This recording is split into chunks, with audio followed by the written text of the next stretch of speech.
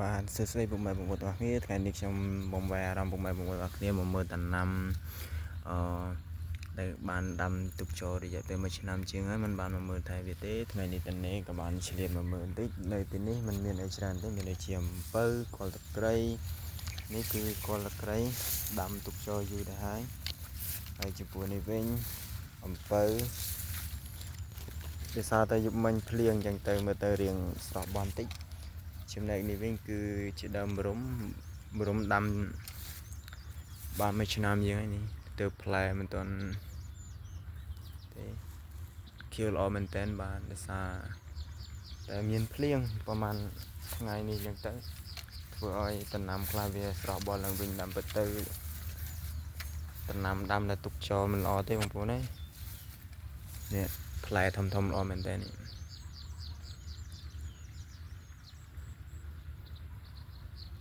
ដាំទុកចូលយូរដែរហើយ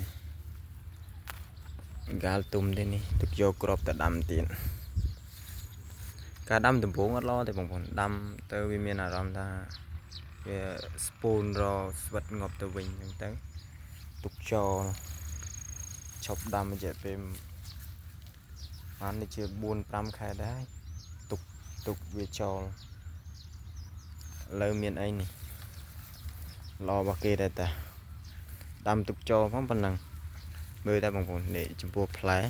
ដើមខ្លះផ្លែលក្ខណៈអត់លឹកតែម្ដងនេះហើយសម្រាប់ក្របរបស់មរុំនេះមកតាមទីផ្សារទូទៅដូចជាឃើញគីឡូ1គីឡូ10រៀលហើយប៉ុណ្ណឹងទីយកទុកធ្វើថ្នាំផងអីផងនេះមានសារៈសំខាន់មរុំសម្រាប់លឹករបស់វាត្រួយខ្ចីហ្នឹងគេយកអាចទៅយកទៅហូបជាមួយនឹងនំបញ្ចុកអីបានផ្សេងហើយយកទៅស្លកកូរគេច្រើនគេយកទៅស្លកកូរឆ្ងាញ់មរុំហើយមរុំនេះគឺជាដើមមួយបើដីនៅទីនេះគឺអត់សូវមានជីវជាតិចឹងហើយការដាំរបស់វាគឺពិបាកនឹងការលូតលាស់ភាគច្រើនគឺមរុំនឹងប៉ះដីដែលមានដក់ទឹកកងាប់ហើយទៅពេលក្តៅពេកកងាប់ចឹងហើយទៅឲ្យមានការពិបាកដាំជាខ្លាំងហើយដាំច្រើនដើមដែររាប់ពាន់ដើមជាលទ្ធផលរស់មិនបាន20ដើមផងចឹងមិនថាកសិកម្មត្រូវទាមទារបទពិសោធន៍ខ្ពស់ក៏ដូចជាមើលថែបានដិតដល់បើមិនចឹងទេច្បាស់ណាស់គឺយើងមិនទទួលបាននៅលទ្ធផលល្អទេដូចនេះចឹងដាំ